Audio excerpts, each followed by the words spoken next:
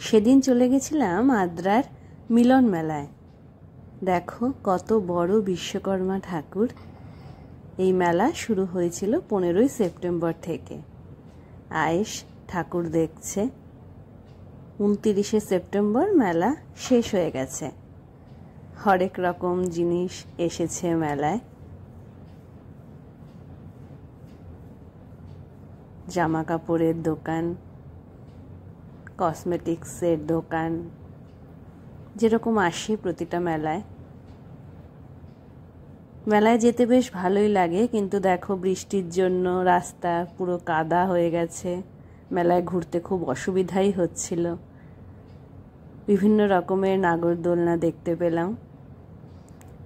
আয়েশের এটায় চাপার খুব শখ হয়েছিল, তাই আয়েশকে এটায় চাপানো হলো। বেশ নতুনত্ব, এটা আগে আমি দেখিনি। খুব ভাল লাগলো। আয়েশও খুব মজা পেয়েছে এটায় চেপে। খুব সুন্দর দেখতে, খুব অ্যাট্রাকটিভ, বাচ্চাদের খুব ভালো লাগবে।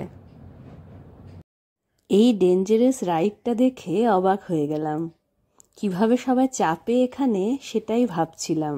ভীষণ ভয়ঙ্কর।